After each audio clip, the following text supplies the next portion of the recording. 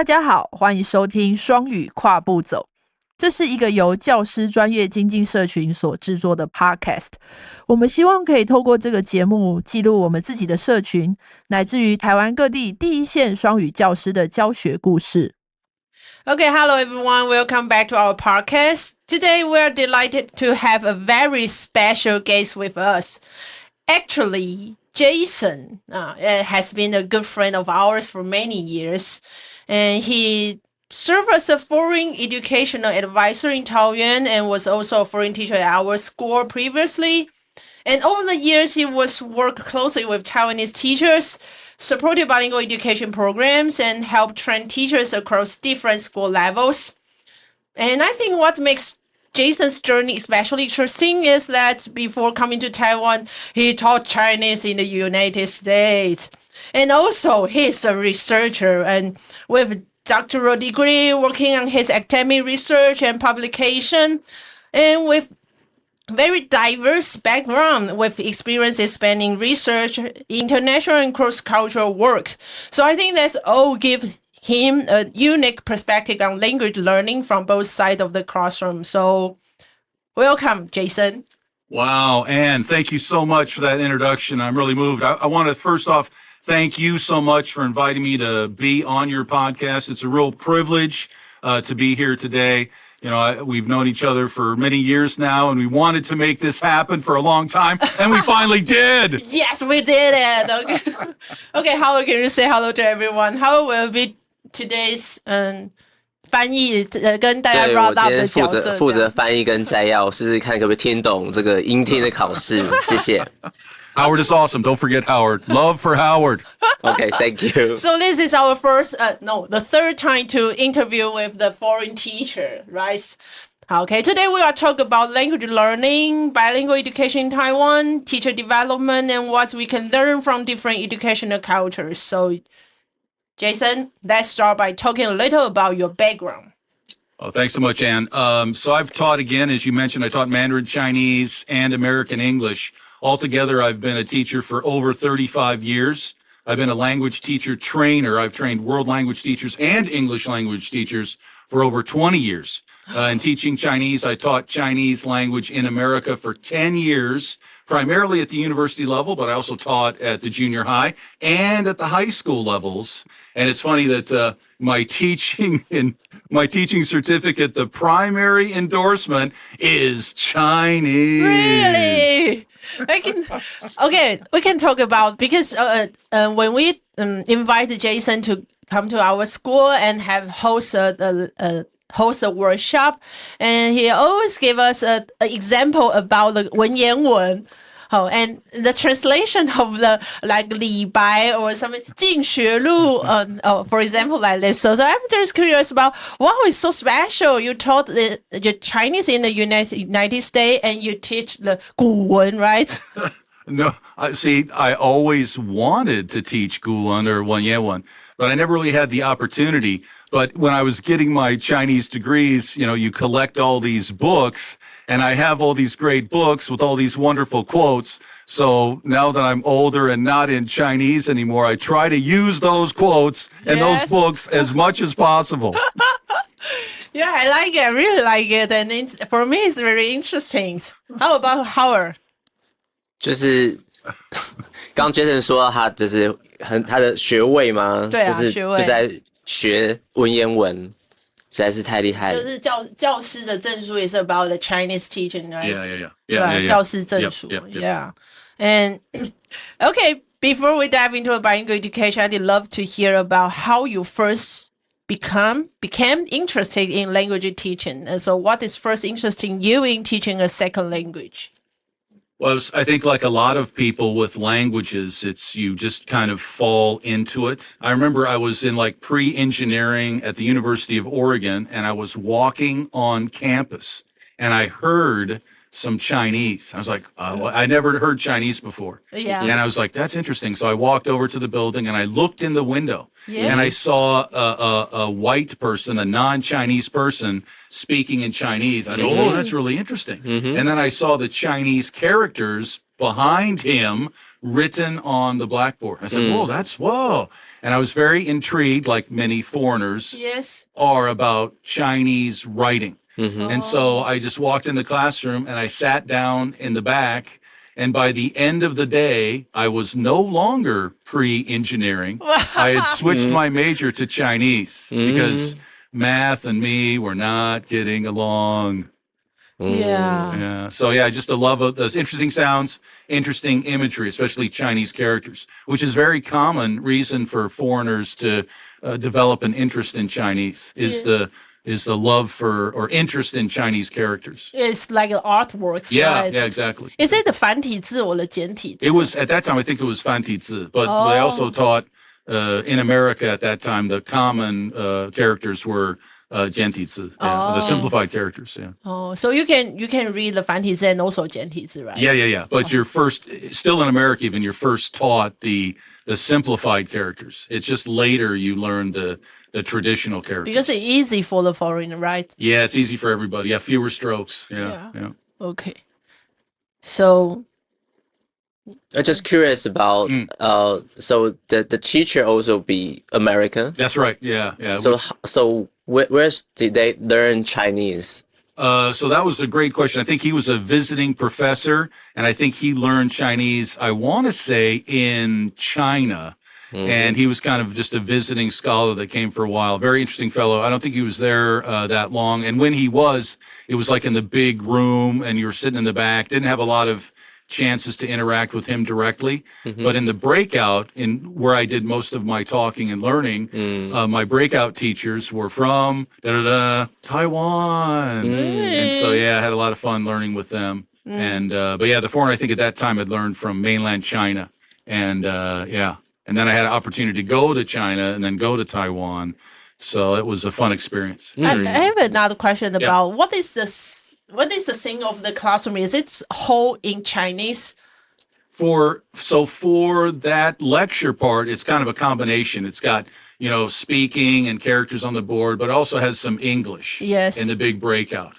And then kind of some patterns, some structures in Chinese, and then maybe a little bit of English explanation, and then some more Chinese. So yeah, it's definitely a combination of both languages, very bilingual. Yes. And even in the breakout, say when you have like 4 or 5 foreigners and then 1 or 2 Chinese teaching aides, it's the same thing. They practice a lot of Chinese with you, but then they may stop and then encourage you in English, right? So it was never, in any of that learning, it was never just completely in Chinese, except for, say, the tests or the assessment that would all be in Chinese. Yes. But a lot of the other classwork was, a combination of both languages. So it's the same as our bilingual class. I want to say, a lot of similarities. Yeah. Yeah. So when you taught the Chinese, it's all the same way.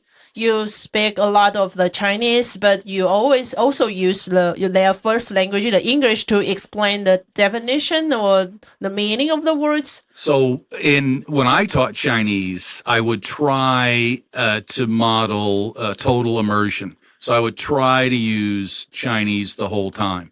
Now, if there was a student that was having particular difficulty, maybe I would take that student aside and talk with them in English or another language. A lot of times, if you're teaching in America, not all of your students are really good at English either. So I would try to speak primarily Chinese, and I think that made the students feel successful. But all the students knew that if they needed English as a resource, I could switch to English for them. And a lot of times, discussions like that maybe would happen after class. Or again, an individual student. If I saw an individual student struggling, I may go up to them and say something and then try to see what they're understanding and if they need some English support. But I would try to stay in primarily Chinese. Yeah, I think you totally know what is the difficulty of the Taiwanese bilingual teacher, right? Yeah. We have learned a little about your background, and so let's talk about the language learning itself. How do you understand the process of learning a second language? Because you have many experience of it. You learn the second language of Chinese, and you also taught the second languages. I think that's a great question. Thanks, Anne. Learning a second language is difficult, but it's also joyous. So I think you have to put in the time. And I know technology is making this a different landscape. Yes. But putting in the time is so important, and just not giving up. It's going to be a struggle, but it's a struggle that you're doing something. You're keeping your mind working. You're thinking about different things. You're constantly learning. Even in failure with language learning, you are successful. And I think that's with anything you do. As you fail, you learn. And I think that's a great thing about processing or learning language is, even in failure, you're moving forward, you're learning. And we must always remember, even with AI, and AI has great many positive things, my stance is we, people, are always better than AI. Yeah. And we need to learn things for ourselves, and then AI can help us further that knowledge. But we still have to put in the hard work and realize that language learning is hard work, but it's hard work that is fun. Yeah. So the AI won't substitute the second language teacher, right? That's right. People still have to learn the language, and you're still going to need to learn it, I think, from another human being. So because we need the real connection with the real person in the real world. Yeah. If I can do a little aside here, I'm sure a lot of you are aware there was actually research done at the University of Washington. Yeah, baby. Yeah, I'm a husky. But anyway, a while back, they did research with babies, some of them from Taiwan, some from America, some from Japan. Anyway, real quick. In this research, they did like different prompts. They had a person talk to a baby. They had the person listen to an audio file. They had like a show, some TV show with information on it. And all the information was the same. The person talking, the information in the video, and the information on an audio file. It was all the same. But the baby only showed learning with one type of interaction. What do you think it was? Was it with the person? Was it with the TV? Or was it with the radio? Person. That's right. Yeah. Babies learn from people. Wow. Not from TVs or radios. Wow. People number one, baby. People number one. Do you hear the key points? People number one. So how do you think about it, Howard? It's just because you say you learn Chinese, you can feel fun or joy. So I was just curious about what's the most impressive experience about. Wow, 我学会中文了. It's great, I think that's a great question. I appreciate that. Because I learned English, but I seldom feel joy. So I'm just curious why you feel. Seldom feel the feeling is, oh, I got it. Yeah, I really got it. Yeah. Because it's a process working hard and difficult for me. So I'm with you, Howard, and it is difficult. It is difficult. But I remember, I'll tell you this one story. It was funny. So I remember one time I was in this little teeny apartment in Seattle, and I'm working on my Chinese degree, and we have to read like so many pages of Chinese, and it's simplified. And I think I'd learned traditional first. I was kind of I was more familiar with traditional characters at the time, and I got to this one character in this simplified text, and I could not figure out what it was. Yeah. And I couldn't look it up. And I spent literally hours trying to find this darn thing. And then finally I found out what it was, and I felt just so terrible. It's like, how could I be so foolish? How could I not know this? But in that disappointment and in that struggle, I think there was joy for me, because it's like, oh yeah, I messed up and I wasted all this time and I struggled, but now I know what it is. And that just, it gave me a little bit of joy there. And I just kept finding that. It's like, okay, yeah, there's struggle there, but at the end of the struggle, you find that something out. Yeah. And I realized that gave me some joy back. I felt that little bit of joy, and that kept me going. Yeah. 确实也是觉得在学习的过程中，虽然也会很辛苦了，但前阵子我考过 B2 了。Yeah, 对 congratulations. My listening reading is past B2. So, Yeah. 虽然很低分，但是还是过了。好像就是在这个学习过程中会一点一点找到一点信心。 I think just with patience, and you should wait until you find the result. You find a good result. Yeah. Okay. So, what similarities and differences do you see between American students learning Chinese and Taiwanese students learning English? Really, I see a lot of similarities. I think I see they're both kind of put into situations, at least some of my context when I taught Chinese. Some of my students, didn't really want to be there, and it was a requirement. But what I think is that they're very similar, and they try hard, and they work hard, and they're willing to put in the effort. But I have to say that at least in some environments, I think the Chinese students, the Taiwanese students are much, much better because even the low-level learners, they always try. Yeah. And so I have much respect, great respect for all the students in Taiwan because maybe they don't want to be there, but they were always willing to try. If I see them outside the classroom and I say something, they just won't immediately give up. They will try. And I've talked to some American students outside the classroom, and they just say, oh, well, I'm not in Chinese now. I don't want to speak Chinese. But I've never had a Taiwan student do that. I mean, they may be flustered, but if you encourage them, they will talk. They will try. And I think sometimes American students, even if you encourage them, they just say, what do you get away from me? I don't want to, And so I think my hat's off to the Taiwan students. But I think a lot of similarities. And I'm very proud of all students because I think for the most part, they're hardworking. They're willing to try and put in the effort. And so I think that's great. I think both students, American and Taiwanese students, are great. And the big thing, I think Taiwanese students are more willing to try, at least in my experience. And I think that's a tremendous value because if you're willing to try, good things will always happen. You're not afraid to make mistakes, right? I don't know if it's that far. Because a lot of times I'm speaking to them individually. Yes. And I think it's just an intimate contact. It's very close. And it's not speaking English to the world. It's just to me. And so I think, they're not willing. You are willing to make mistakes in front of me because it doesn't matter. I'm your support. I'm your ally. I'm here just to speak English with you, have some fun. Yeah. And so they aren't willing to have mistakes in front of me. They're willing to try. So I'm really I respect that a lot. Yeah, but I think it's because of you, Jason, because I think you're always full of energy and you will inspire someone to speak to you. I think all of us, all teachers can do that. I think Taiwanese teachers have this ability. Foreign teachers have this ability. I think you just have to find the switch inside of you to turn it on. Yeah. And I've seen it in all of you. I've seen it in Howard. I've seen it in you. And it's just, how you want to turn that on and how you want to interact with your students. I think it's a choice. Yes. It's a choice. And it's, to switch on. Yeah, switch it on, switch it off. Yeah.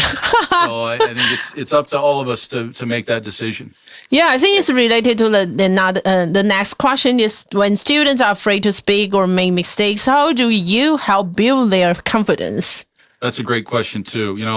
I think when students make mistakes, one, I think now, and I really like this in the current kind of structure, academic understanding or research understanding, is if communication happens, then it's not an error. It doesn't need to be addressed.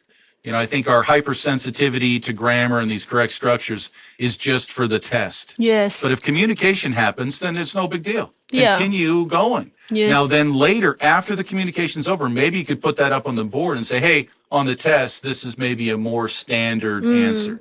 So don't pick on the individual. Don't stop the flow of the class. And if it's a big error that you think is important, wait till that's over, and then you can put the answer up on the board.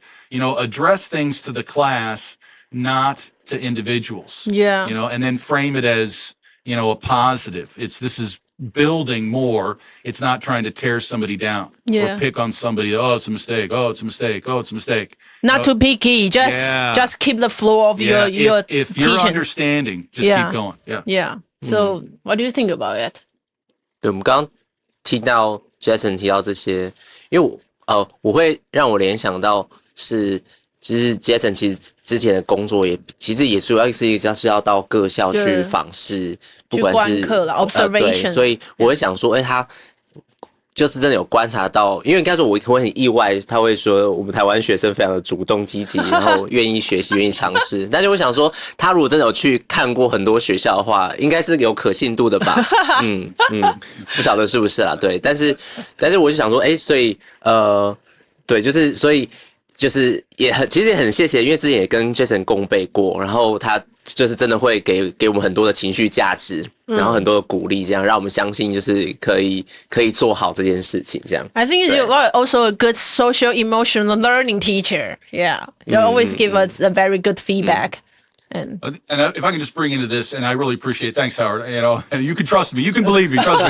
I see it with lots of teachers all over Taiwan. Yeah. True. Okay. But I think that another thing is nobody is perfect, right? Yeah. 天下无完人, right? Yes, Yes, yes, good. yes.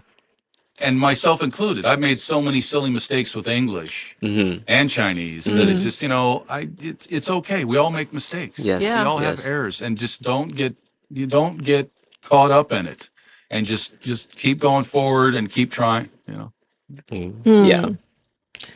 所以就想说，接下来也想要再继续请教一下 Jason， 因为也是有那个算是一个教学顾问的工作啊，所以就会有很多跟老师们接触的机会。那其实 Jason 也一直办过很多，就是很多那个 workshops 嘛对培训的工作，所以teacher training 的 program. 对，所以就是其实他有很多的经验是如何协助老师们在不管是增进英文能力，或者是在教学能力上的。teaching enrichment program. So you have been involved in teacher professional development. So what kind of support do Taiwanese teachers need most? Wow, that's a fantastic question. You know, I think, you know, I've worked with a lot of Taiwanese teachers, and the first thing I want to say to all Taiwan teachers is you are fantastic. You really are awesome, and just believe in yourself. I think if,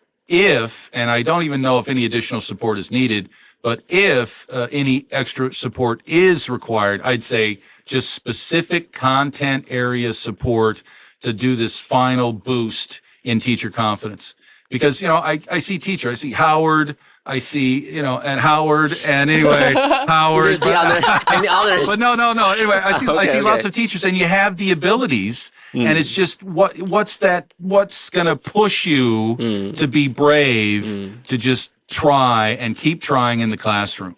And I think, you know, if it's not content area specialty, big, large support and some advice there, maybe it's just the principal of your school coming in and giving you permission to use your English, and it's okay to make mistakes and just do it.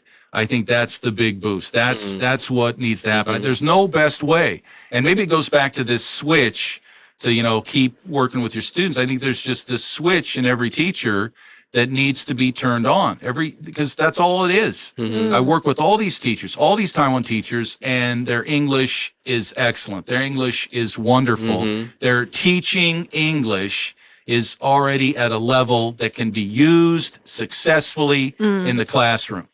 Just try, you know, be brave enough to try, because you're the model. If you're the Taiwanese teacher, you're the model.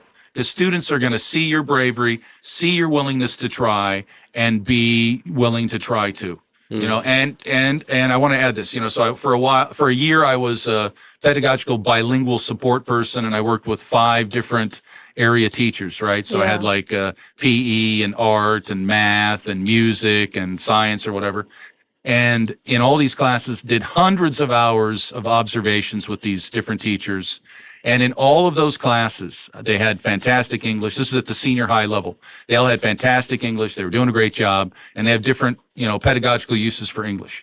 But in all those classes, I understood everything that was going on, and I appreciated all that they brought. But in every class, for some reason, students laughed at those teachers. And I was in the class, and I heard the English, and the English was perfect in every case. So I want you to be brave. You know, Taiwan teachers, be brave. Students are going to do weird things. And maybe they hear 2 English words put together and they think it's funny for some strange reason. Or maybe there's some class joke when the teacher says this English word, they're going to blah, blah, blah. But it's got, from what I've seen, it's got nothing to do with the quality of your English or the teaching effectiveness of your English. It's just some weird or some unique dynamic with those students. So again, just be brave. Use your English. Students are going to laugh or do weird things or for strange reasons, and it's got nothing to do with your English. And I saw this over and over and over again with different teachers, and it had nothing to do with the English. So don't worry about your English. Just use the English you have and be brave and then keep learning. English for you is a tool, and it's only going to make all of your teaching better. I'm not telling you to become an English whatever. That's not what this is about. Use English as a teaching tool. It's going to help your Chinese teaching, in my opinion. Yeah, 对 good point of view. Yeah， 会让我回想到，因为刚开始的时候也是上过 Jason 的课，然后就真的会深深的感受到 Jason 一直在反复要提醒我们，就是要努力勇敢去尝试看看。这让我回想到我刚开始，其实第一年、第二年的时候，那时候在刚做双语教学的时候，确实会其实就看到现在啊，很多你的同学一起培训的同学、野行的同学。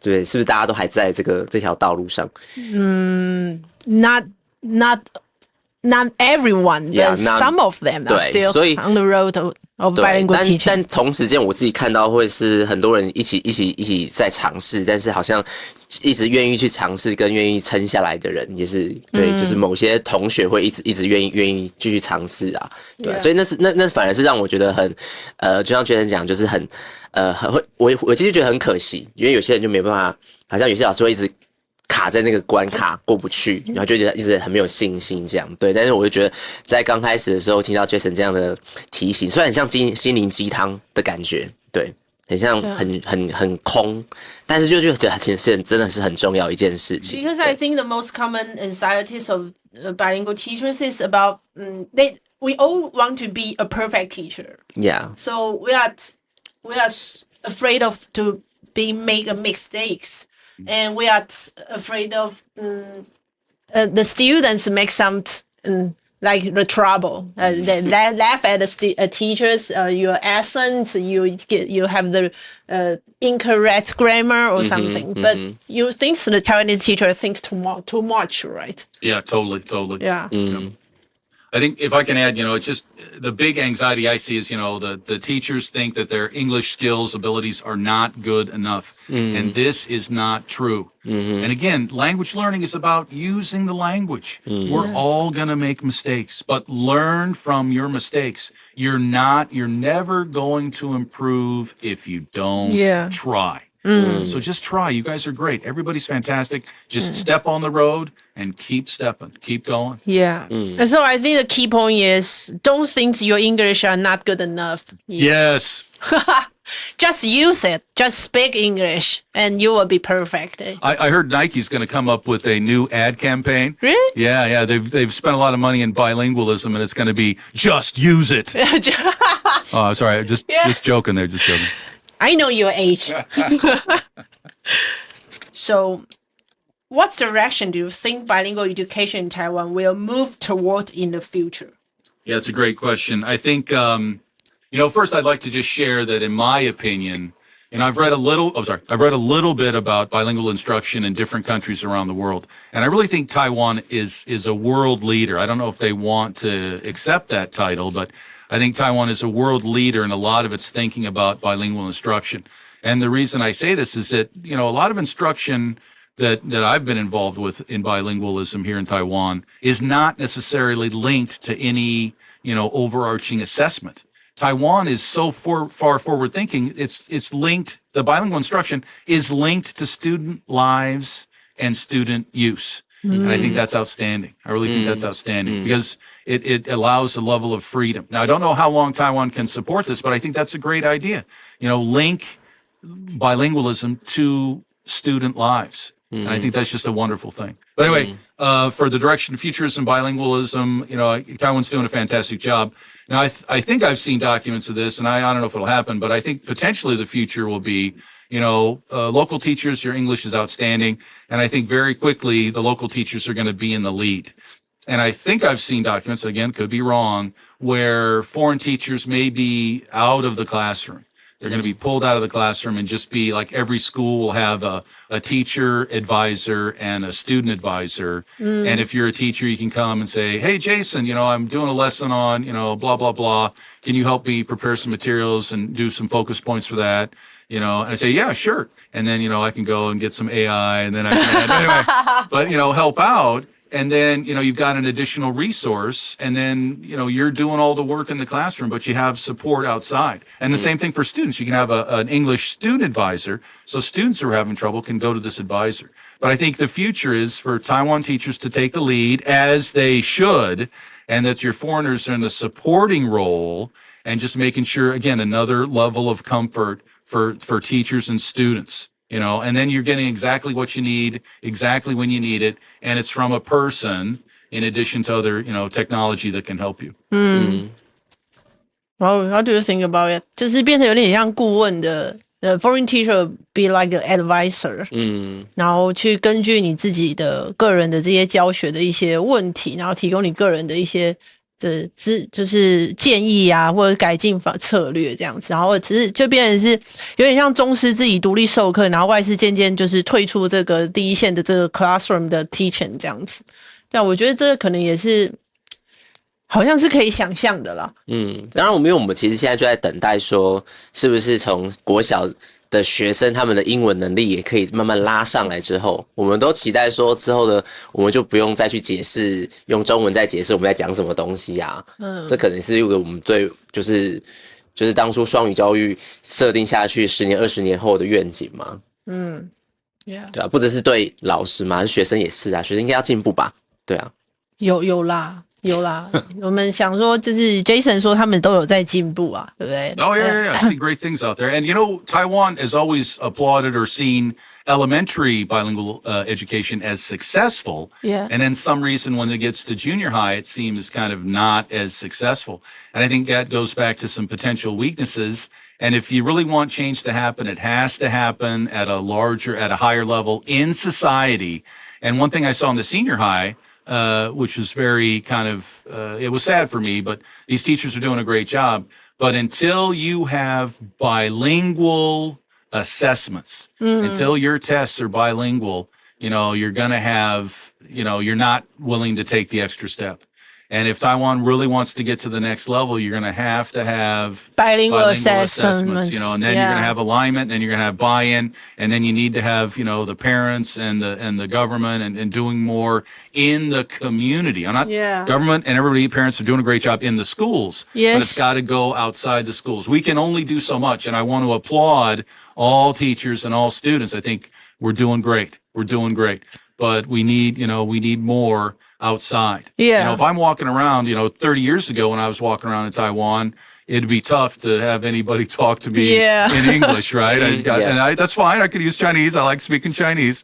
But now I don't even have to wait. I can just go up and talk to pretty much anybody, any age, and say something in English, and I'm going to get something back in English. It's pretty darn good. So I think, Taiwan's well on its way to becoming bilingual by 2030. And, it's just what's the next step? How are we going to improve? And I think, having local teachers take the lead is, I think, a logical next step. And rethinking how we're going to use foreign teachers and foreign support is got to be figured out.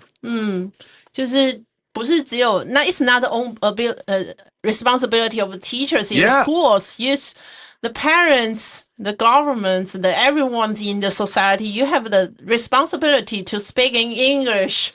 Yeah, 就像我们的中文不是说就是要用全村的力量来 raise a child.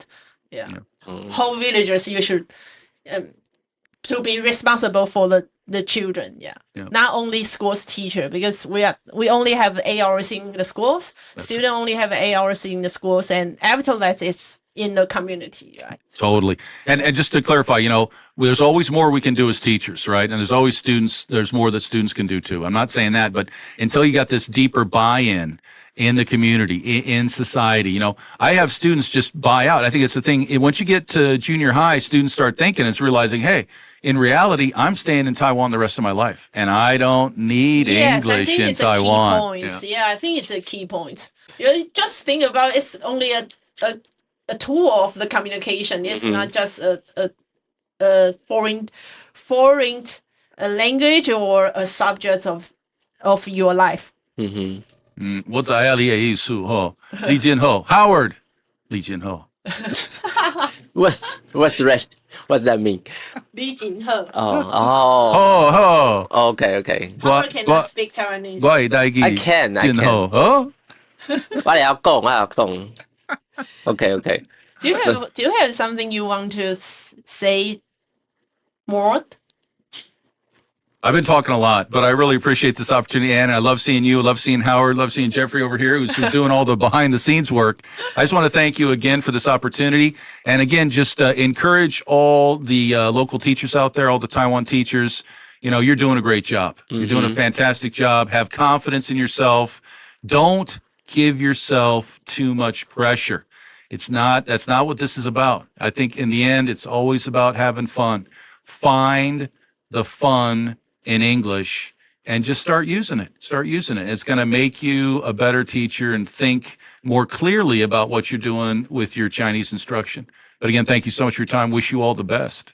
Yeah, thank you, Jason. Thank you so much for joining us today and sharing your experience and insights with us. I think I learned a lot. And actually, we had a workshop before the podcast recording, and it's talking about how to build a good environment of the speaking environment in your classroom. And I learned a lot. So the other one, you can invite Jason to come to your school and have some lecture.